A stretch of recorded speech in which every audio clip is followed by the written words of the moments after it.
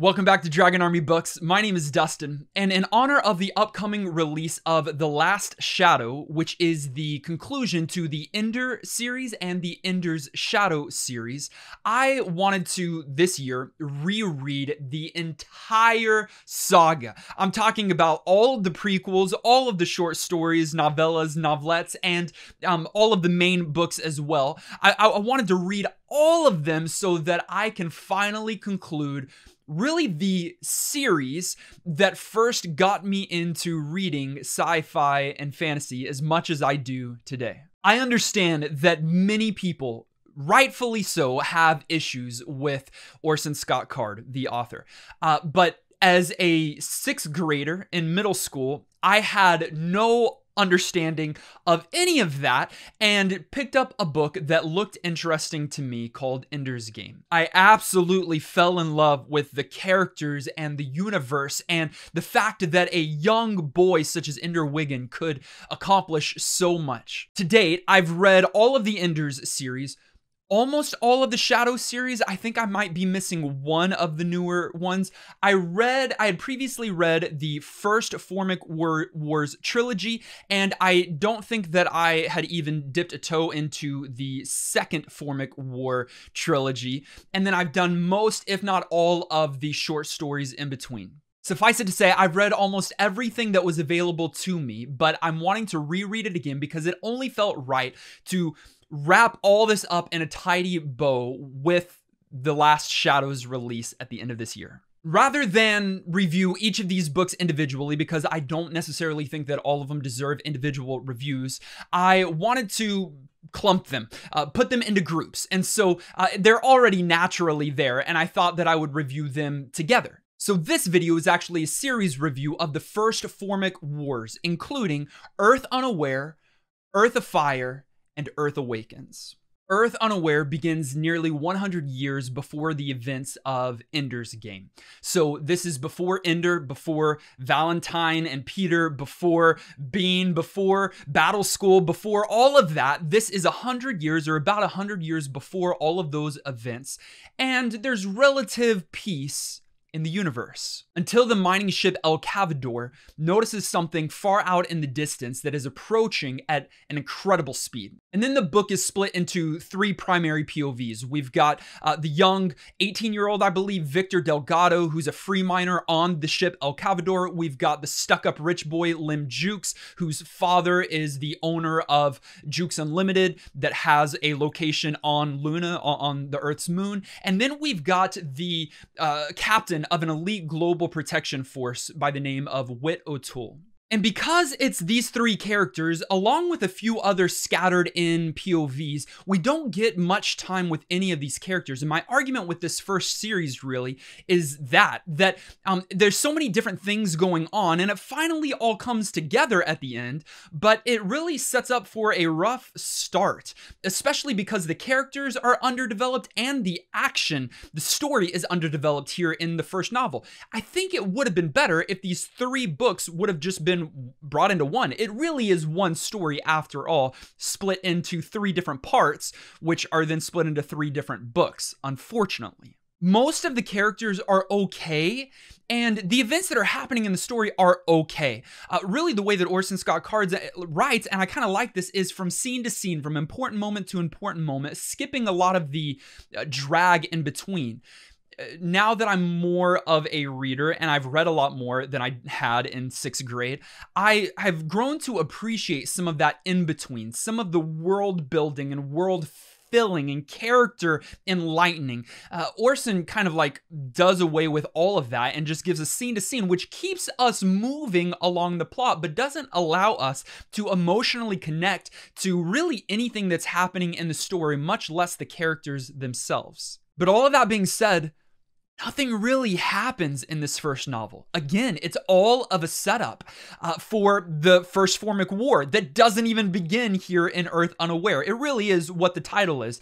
Earth is caught unaware. It is the first Formic ship that is coming into the galaxy. They realize that there's extraterrestrial life, and they're hoping that it's friendly. In the next book, we find out that they're not the nicest aliens in the universe. The second book in this prequel trilogy is Earth Afire. It takes place directly after the events of Earth Unaware. Victor Delgado has made it back to Earth before the alien ship has arrived, and he begins to try to tell everybody, or certain important people, that the aliens are coming, but no one seems to listen to him. Shortly thereafter, the aliens do arrive, and they began to destroy everything in their path.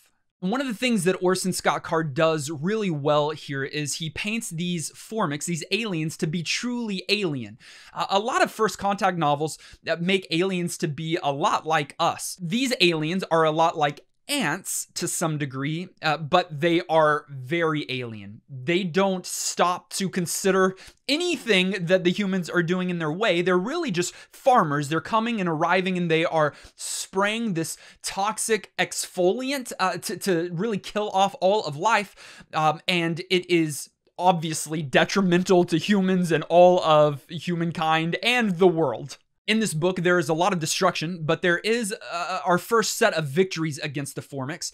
Young Mazer Rackham and other elite military forces, along with Victor Delgado and a young 8-year-old Chinese boy named Bingwen, are able to together work and take out a few of the landers and fight back against some of these invading forces. But the poor characterization continues here. Really, each of the characters play this one note from beginning to the end. There's very little evolution in their character. If something needs to be done, they get brilliant and creative and then do what needs to be done in order to accomplish the task at hand.